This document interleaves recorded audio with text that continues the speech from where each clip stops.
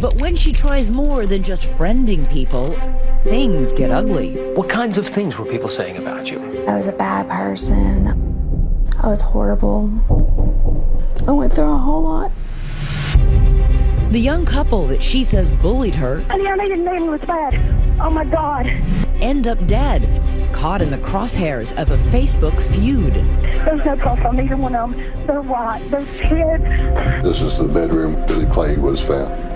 Must have taken a pretty cold-blooded person. It was a precision execution, in and out, happened very quickly. Facebook defriending that led to murder. Even making news this week on Nancy Grace. What a tangled web we weave when first we practice to deceive. There's no loss for suspects in a sleepy town where nobody's who they seem. Was it a rogue CIA agent that no one has ever met? Did he ever talk about the kinds of things he did for work? A lot of killing. A lot of killing people. Could it even be her own mother or father? They threatened to take Janelle, cut her head off. Or someone playing murderous mind games by just tapping on a keyboard? You know, she may be operating on a fourth grade level, but she's got a PhD in manipulation. Janelle, why are you crying right now? What makes you so sad? Are you done? I'm done. We're done. Actually, we're just getting started. Does Mother know best? It seems to me that you are either completely innocent and blameless in this, or you are an exquisite liar. Well, what do you believe? After tonight, what will you believe? #unfriended. Good evening. Social media is supposed to connect people, but tonight authorities say it helped kill them. You're about to see how this all unfolds, everything from romance to revenge. It is what happens when fingers on a keyboard become a weapon. But things don't stop there because somebody's fingers end up pulling a trigger. Here's Matt Gutman. Drive up the winding mountain roads of northeast Tennessee and you'll find breathtaking views, stunning scenery.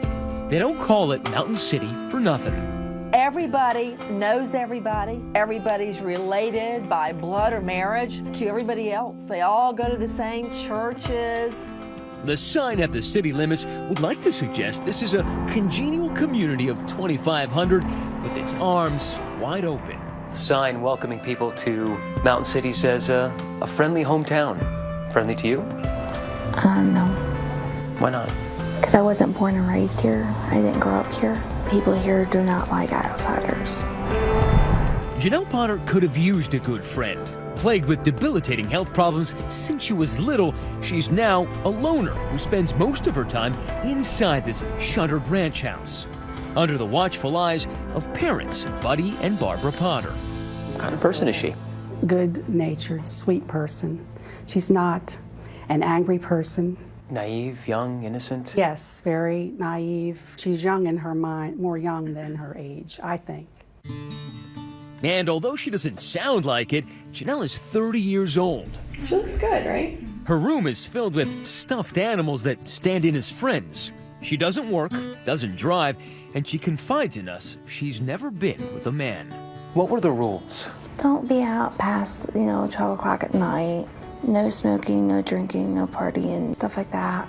They are a God-fearing and gun-loving family. Even when they garden, they pack heat. Mom, Barbara, had a job with Hewlett-Packard, and Dad, Marvin Potter, better known as Buddy, was a former Marine who served in Vietnam rescuing POWs. And later, he says, he served with the CIA. Sounds like Rambo. I just saw him as a gentle giant. But age has taken its toll. Both are now disabled, Buddy even on an oxygen tank. But Janelle's life support becomes social media. So because you didn't drive, that's one of the reasons that your social world became the computer. Yes. I had a lot of family pictures on there. Random pictures of sceneries, dogs. Selfies? Any selfies? Selves. Mm-hmm. Did your parents have access to your Facebook page? Do they monitor it? Yes. A woman in your late 20s and your parents have access to your Facebook page? Well... But a simple trip to the pharmacy would be a turning point in Janelle's life. A kind employee named Tracy Greenwell takes it upon herself to befriend the social misfit Janelle. We felt sorry for Janelle. She was sheltered, sick and stuff. She gave me her phone number and I started calling her. I would go out with her to the mall, to her house and out to eat. They even got her to rappel. These are pictures of the new fast friends at Backbone Rock, a local landmark. Sitting next to a scared Janelle is Tracy's brother, Billy Payne, a jokester who likes the outdoors. Did you ever get the impression that maybe she liked Billy? That's what everybody says. She fell in love with Bill, but I still don't see it like that. Instead, Tracy tried pairing Janelle up with someone else, introducing her to Jamie Curd, an older man who's pretty handy with computers, the kind of guy who likes to wear shades indoors. Well, Jamie was sort of rough looking, you know, greasy, and she was neat. So why did you think to set up Jamie and Janelle? Jamie didn't have a girlfriend, and she really didn't have a boyfriend. I mean, they didn't look like they'd go together by no means. Janelle and Jamie became an unlikely item, hiding their relationship from her strict parents. He's at the Potter house from time to time, supposedly to fix the family's PC. But behind her parents' back, Janelle and Jamie would steal time and a few kisses together, snapping these secret romantic selfies. You and Jamie got pretty serious at one point. Yes. He gave you a cell phone so that you guys could talk without your parents being on the phone. Yes. How often would you talk? Every day. For long periods? For an hour, 2 hours at a time. Now, take note of Jamie Curd and all that clandestine canoodling, because you're going to hear a lot more about him a little bit later. But even while she's with Jamie, Janelle is still secretly pining away for that outdoorsman she met, Billy Payne. And right around that time, something sinister is happening with her online relationships. She's being relentlessly cyberbullied. Appalling, anonymous comments begin appearing on her Facebook page. What kinds of things were people saying about you? Just that I was a bad person, I was horrible, threatened to get raped. Must have been pretty scary. Yes. I remember I wrote, "Please do not write on Janelle's Facebook." I begged them, please don't do this. And Janelle thinks she knows who it is, pointing the finger directly at one of her so-called Facebook friends, Billie Jean Hayworth. What was her relationship like with Billie Jean? Oh, she hated her. From the get-go? Mm-hmm. She'd call her all kinds of bad names. There might be one other reason these two don't get along. Billie Jean is engaged to, guess who? The object of Janelle's obsession, Billy Payne. And together, the loving couple have a 7-month-old baby boy. Friends say Janelle was so jealous, she started spewing some online venom of her own. That she wished that Bill and Billie Jean and that damn baby would die. An all-out Hatfield and McCoy-like feud erupts on social media, pitting the two couples against each other.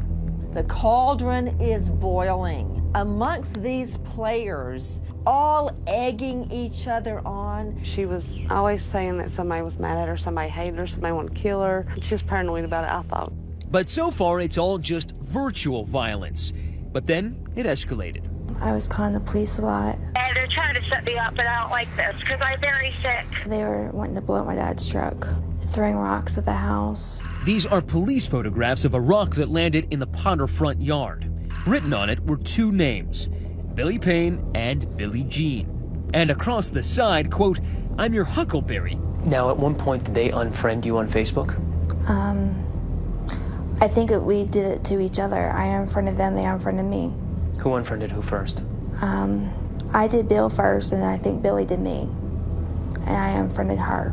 But unfriending would only be the beginning. There's no cause. They're white. They're kids. And there's a baby involved. When we come back, the young couple's house becomes a crime scene. My impression after, the first week was it looked like a hit. Like a contract hit. Right. Suspects in custody. And an investigation that leads all the way to the CIA. It's so incredible. The story is simply unfathomable. Stay with us.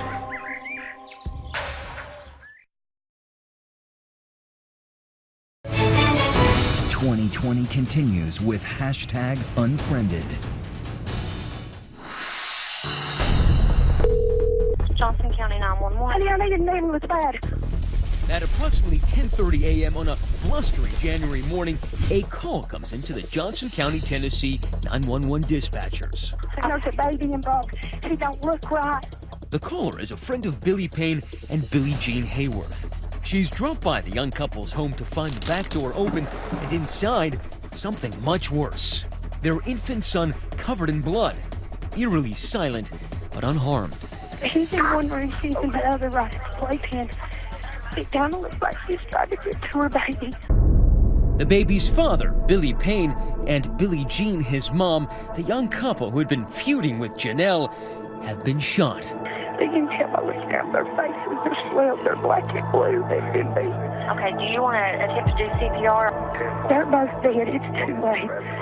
This murder, these murders have literally torn apart the sleepy little town of Mountain City, Tennessee.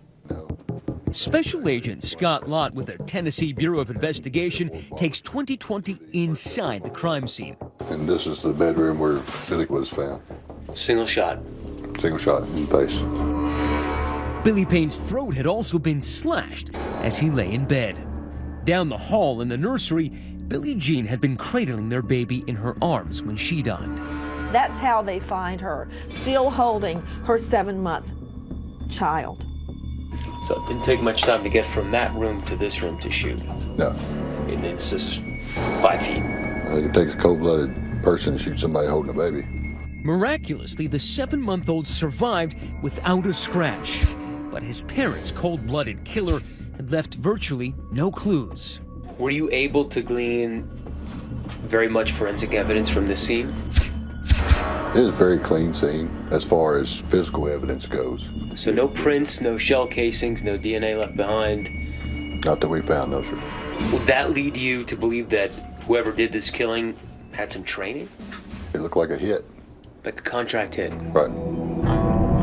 But who in the so-called friendly hometown of Mountain City, Tennessee, would put a hit on a young couple who just worked at the local cotton mill? Word spreads fast in small towns like this one. And the day after the murders, Chief Deputy Joe Woodard goes to the Potters' home to talk to Janelle and her parents, Barbara and Buddy. We went to the residence and just more or less conducted an interview with them in the very beginning. Why did you decide to go to them? Because we knew that they had trouble with them. Trouble, like that social media catfight between Janelle and the two victims. Scott Lott with the Tennessee Bureau. Oh, okay, nice to meet you. Absolutely. The Potters don't know it, but the detectives are secretly recording their interview. What we're doing right now is investigating a double homicide. Very serious matter. From the start, Janelle's dad is defensive. Everybody always points a finger at us for something. Oh, no, there ain't nobody pointing their fingers. Do you know of anybody that would hurt them, want to hurt them? No, actually, I don't. I feel bad about the situation because I didn't want no harm on them. Initially sympathetic, Janelle soon lets it fly about the bad blood between her and her former Facebook friends. They've been harassing me in my driveway, on our property, and then yesterday morning when I got on Facebook is when I found out. And, I'm sorry it happened, but, that's all I could tell you is they have been harassing the living crap out of me. Why would they be harassing you? It came out to be a jealousy thing. They said I was too pretty. But then the cops want to talk about somebody else. Remember Jamie Curd, Janelle's secret sweetheart? Police know he'd had a falling out with the victims and took Janelle's side in the feud. What's Jamie to you? He's just a friend. We've been friends for years. He's friend of our family. Yeah. He's a friend to all of us, to me. Seems as if Janelle is still covering up her romantic relationship with Jamie from her overprotective parents. Jamie kind of like your boyfriend? No. No, he's just a really good friend. Does he want to be your boyfriend? Not that I love. But detectives are still suspicious Jamie and Janelle are a lot closer than she's letting on, and wonder what he might know about the murders. Have a seat there, Jamie. So they haul Jamie Curd downtown and ask him to take a polygraph. You can tell he's nervous. We confront him with the results of the polygraph. And the results? Kurt fails miserably. The polygraph indicates that he lied about knowing the identity of the killer. Now investigators think they've got their man. I think you went in there. I want to take care of this situation. I want to take care of people messing with Janelle. People ain't gonna mess with my girl no more. She's not my girl. You may say that out loud, but you know in your heart the difference. But hours go by and Jamie Kurt still denies that he's involved in the murders. Were you the only person that was ever killed? I wasn't there. Then, out of the blue, it's Jamie asking them a question. A bizarre one, which has the investigators dumbfounded. Is the CIA here? CIA? No. No. Jamie, in that interview, had said something to the effect of, is the CIA here? Of course, that was a very strange question to me. Can I ask the question? Yeah. Why did you ask about the CIA? Because he says he works for him. It's going to be a major breakthrough in the case. Jamie tells detectives that he'd been texting with a mysterious man named Chris, who told him he was in the CIA, who says his job was to protect Janelle from her enemies. It said that he is going by Billy.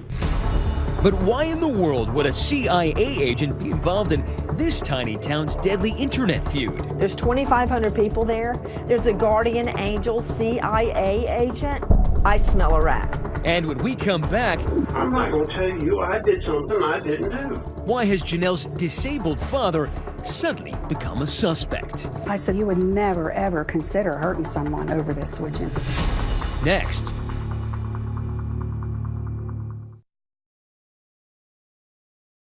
We return to 2020's hashtag Unfriended. Have a seat there, Jamie.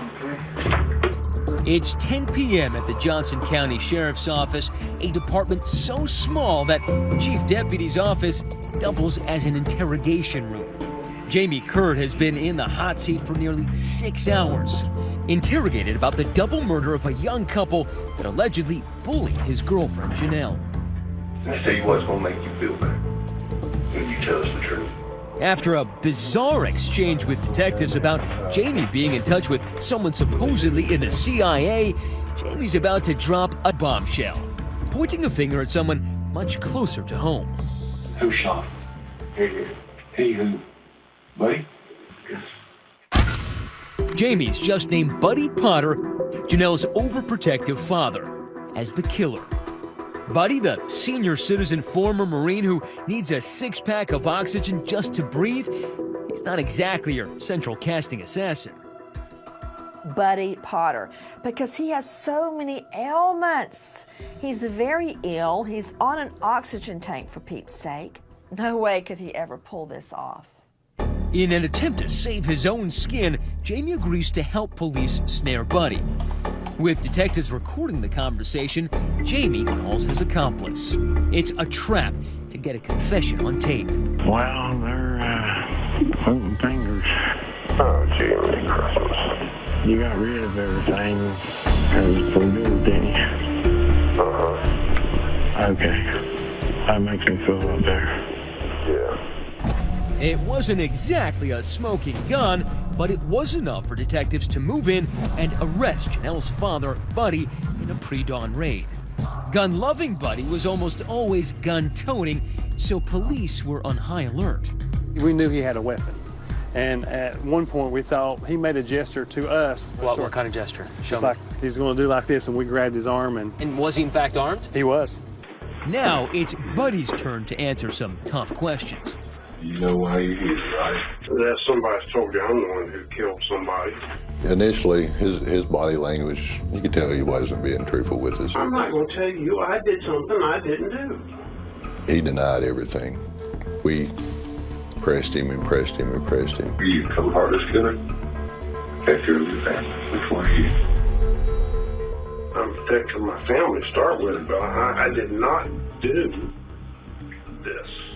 Agent Lott is getting nowhere fast, so he changes his strategy, switching from inquisitor to sympathizer. I believe you are sick and tired the most precious person in your life being attacked and harassed constantly. I know that. Okay? Ever since all this crap started, I've had my life threatened. My wife has been threatened. They've threatened to take Janelle, cut her head off. Agent Lott's tactic works, and they're able to drill down to his motive. When you hear people plotting to catch your daughter in a restroom and murder her, they wanted to rape her because she's a virgin, and just so much. Finally, after an exhaustive 4 hours, a broken Buddy breaks down. He's crying. My question I got right now. Janelle and Bobby know what you did. You know. Agent Lott senses that Buddy is right on the verge of a confession, so he uses another ploy, and they hit pay dirt when they get him to call his wife, Barbara. We let him make a phone call to Barbara. Barbara. Yeah. Before you find out from somebody else, I want you to know I was involved in it, and I did it. What? Some of it. And he told Barbara, I did it. And that's as close to a confession as we got from him. Buddy's wife, Barbara, seems eager to provide him with an alibi. Your husband confessed to it. Yeah, but there's questions about that. So why would he admit to it? Why would he confess? When they took him, they took no oxygen. They took no medication. And they interviewed him for hours. And when his oxygen gets low, he says things that don't make sense or are incorrect. You need to just say, you know, you're not guilty, you're not guilty. But police think they've got a pretty good case, and now they're out to build it. They execute a search warrant on the Potter house. So did you notice anything odd in the house or anything unusual? Whenever the investigators went downstairs, there was a lot of firearms. We had rifles, shotguns, I mean, it's just one of those. An arsenal. An arsenal, basically, yes. How downstairs. Many? I would say probably close to maybe 60 different guns. 60? And it wasn't just in the basement. Guns in the corner of the bedroom, guns inside the dresser drawer, and guns under the mattress. There's even an ammo belt draped around his oxygen tank. They had guns out the yin-yang. It's pretty overwhelming. Looks like Buddy's taken his right to bear arms to an extreme. Yep, that's an AK-47 you're looking at. And there were knives, too, all around the house, even hanging from the antlers on the wall. But there was more. We even found pictures of the victims that were in the living room. You found pictures of the victims in the living room? Yes, we sure did. Was this some sort of mourning thing that they were trying to mourn for the victims? No, I don't think so. No, it certainly wasn't. These were Facebook pictures of Billie Jean and her friends. Was anything written on them? I think one of the pictures, I believe one of them had like bitch on it. Which is kind of an odd thing to find after someone has been murdered in their house Yes. holding their baby. Exactly. And something else you may notice, all the pictures appear to be ripped in half. The cops caught Janelle's mother red-handed trying to destroy evidence. Then all of a sudden she ripped it in half. And I stopped her and I said, give me those pieces of paper. In total, authorities seized 51 items from the Potter house, including the family computer Janelle spent most of her time on. And when they impound Buddy's truck, look what they find. 3 enormous bags stuffed with shredded documents. We took those shredded documents. One of our agents spent a month of her life taping those back together. That agent meticulously reconstructed more than 100 pages that turned out to be emails, the lines from the shredder still visible. The emails are between the Potters and a shadowy figure named Chris, who was warning them that the murder victims had been plotting to kill Janelle. It appeared that there was some type of conspiracy here. They kept referring to a guy named Chris, that's supposedly a CIA operative or something. Who is Chris? This stunning revelation about his identity and his jaw-dropping relationship to Janelle. Next.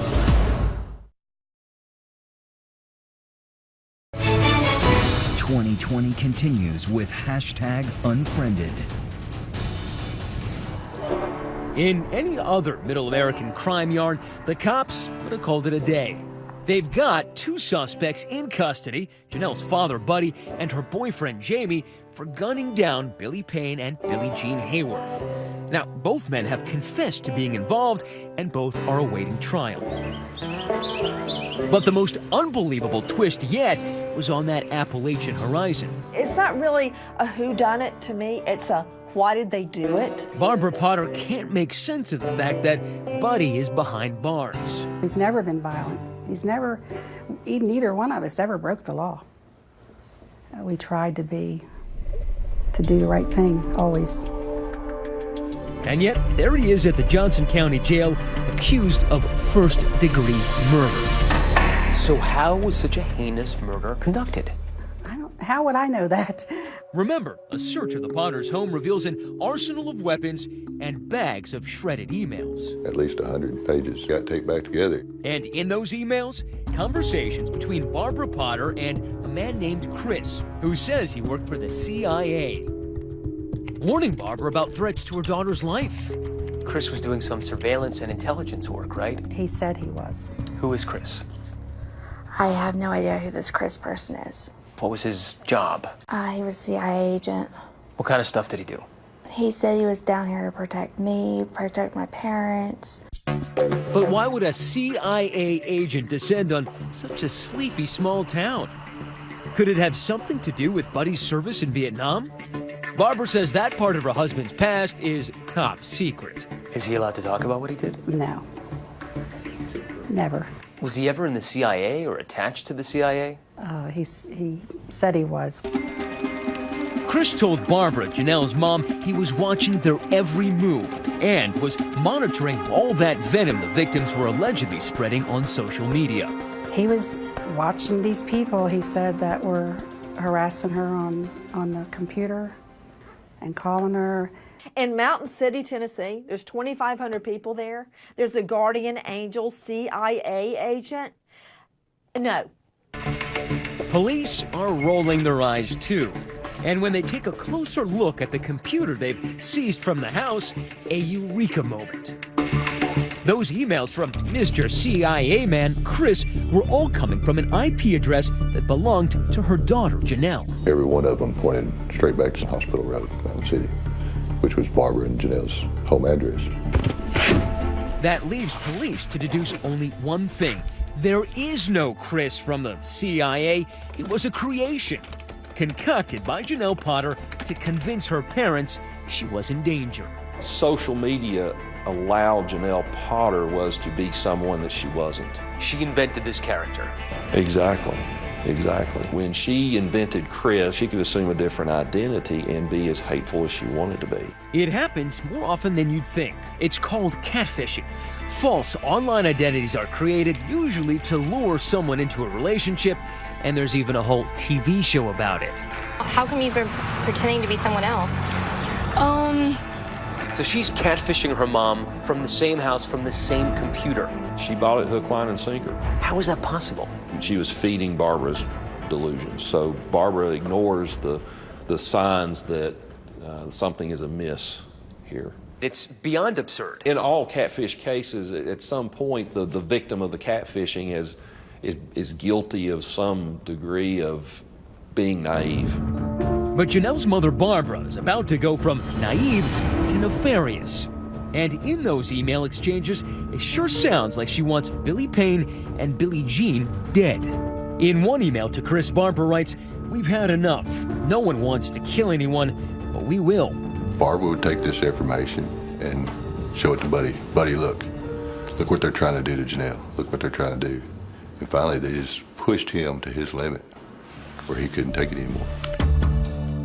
Janelle just catfished herself and her mom into police crosshairs.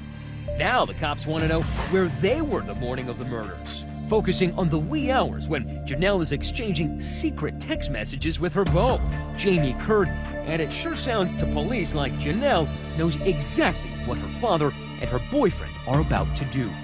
At 4:39 a.m., this message. "Yes, he's leaving now. I hear the car." Police believe she's talking about her father on the way to pick up Jamie. The final text a minute later. I love you. Text me ASAP when you get back. And then all of a sudden the text messaging ends. And presumably around 5 in the morning, Buddy picks up Jamie and they drive over to the victim's house where they savagely killed Billy Payne and Billie Jean. For prosecutor Dennis Brooks, it's all proof these murders were a family affair. And one thing that was very telling about Janelle being involved in the preparation for the killing is the text messaging she does. Coming up, Janelle in jail, where our interview turned sour. Chris was you. No. You are Chris. I can't do this. I think we're done there. And will Barbara throw her own daughter under the bus to save her own bacon? I love her, but I'm not going to serve life for her. No. Stay with us.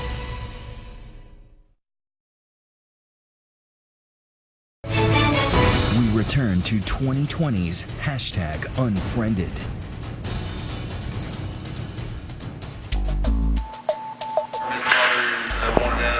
Johnson County going to first-degree murder. The Potters got problems. The trial for a mother and daughter charged with murder started today in Jonesboro. The courtroom was filled with emotion as Barbara and Janelle Potter were arraigned. Prosecutors accused them of murdering a young couple they had bickered with on Facebook. The family patriarch, Buddy, confessed to the killing and serving 2 life sentences. His accomplice, Jamie Curd, copped a plea deal for 25 years. But now under arrest is what's left of this dysfunctional family. Barbara Potter and her daughter, Janelle. Charged as first-degree murder. 3.5 years after the murders, the mother and daughter have their day in court. Through 7 days of testimony, prosecutor Dennis Brooks tries to convince the jury that Janelle was really the one who authored all those emails supposedly from Chris, catfishing her own parents and goading her father into those executions.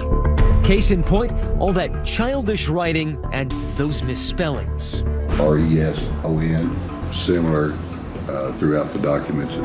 Ironically, it's the same argument her attorney, Cameron Hyder, makes in her defense. Janelle Potter operates on the level of an 8 or 9-year-old. Essentially saying Janelle lacks the brain power to mastermind a murder. My client is not guilty for having an overprotective father. So just because Buddy went and did something horrific doesn't mean that Janelle directed him to do it? Absolutely. She is not capable of directing anyone to commit murder. It's just not in her. A countrified cast of characters takes the stand, but one prosecution witness brought gasps to the courtroom. My name is Christopher Jaden. Chris Jaden, a handsome former high school classmate of Janelle's, one she hasn't seen in 15 years. She was, one of those kids that just very strange. But Chris must have made a much bigger impression on her. Because this Chris is the person whose identity Janelle stole to catfish her family. Chris works for security, all right, just not national security. The second Chris comes in, her eyes were just drawn to him, would not leave him. As he testified, her eyes were fixed on him. Because he's the real thing and he's a good-looking guy. She apparently thought Billy Payne was too, which is why if she couldn't have him, said the prosecutor, nobody could. Janelle Potter had a crush or some kind of good feelings toward Bill Payne. A biblical crush on him, an epic crush on him. And when he moved on with Billie Jean Hayworth and they had a child, that was it.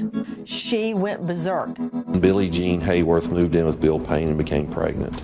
That's when the Chris emails began. They would talk about the baby Tyler. They would call him that damn baby. That baby needs to die. No one talks that way about an infant other than a woman perhaps who is jealous that that's not her infant. But the prosecutors have a problem.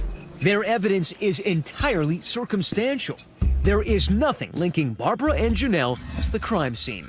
Even if a jury believes they are involved with this, do they take that leap and call it first-degree murder? But the jury jumped in with both feet. We, the jury, find the defendant, Barbara Mae Potter, guilty of first-degree murder. We, the jury, find the defendant, Janelle L. Potter, guilty of first-degree murder. A Washington County, Tennessee jury convicted the pair of first-degree murder in the deaths of Billy Payne Jr. and Billie Jean Hayworth back in 2012. For the families of the victims, an emotional scene. A lot of relief right now. I'm glad that this is finally getting over and that maybe we can let Billy and Billie Jean rest now. And it's amazing to me that these murders were carried out without Janelle Potter ever pulling the trigger herself. Janelle and Barbara got exactly what they took away from Billy Payne and Billie Jean Hayworth: life behind bars. Shortly after their conviction, I meet up with the Big House bunkmates. They chose not to testify at the trial, but tonight we put the questions to Barbara and Janelle that they didn't have to answer in court. Why did you write to Chris that you wanted them dead? I didn't. Yeah, you did, from these emails. Well, you can believe those emails if you want. So who wrote this? 1, How would I 2, know? 3, I might have 4, started an email 5, that got changed. 6, well, you can do what 7, you want. I'm telling you. 8, 9, 10, 11-page email. 11 pages. Mm-hmm. That's a long email. And you write, I will kill if I have to. Not just hurt, but kill. That's not me. That is not me, because I'm not that kind of person. I'm not evil. But probably the most revealing email isn't one Barbara exchanged with Chris, but rather one she sent to herself. A link to a Billy Graham article on forgiveness and murder. A couple weeks before the murders, you had searched, can God forgive a murderer? No, I didn't. That's not me. No, I did not. I don't want anybody murdered. I did not do that. Maybe Janelle? I don't know. I would hope not. Do you think if you passed that you'd go to heaven? Yes, definitely. And with a clean conscience. I could die right now, and I would feel good about it. I would go. I love my daughter, I love my husband, but I would not sit here and lie for them. You wouldn't take a hit for your daughter? No, not me. I love her, but I'm not going to serve life for her. No. Apparently, there is a limit to this mother's love, but what's not in short supply in this family are lies. Can God forgive your mother? I'm sure. What about you? I didn't murder anyone. You don't have any responsibility for the murder of Billy Payne, Billie Jean? No. None? No. No, but you hated them after time again and again. I didn't hate them, I just disliked them. You hated them enough to tell your father that they were really torturing you. And you must have hated them if what you say is true, that they were harassing you time after time again and again. I didn't hate them, I just disliked them. I wanted to quit. I wanted the harassment to stop. I went through a lot with them, but I never wished them dead. I never wanted them dead. Janelle begins to cry. Is it real? Or is it just another move in her game of master manipulation? Chris was you. No. You are Chris. You invented him.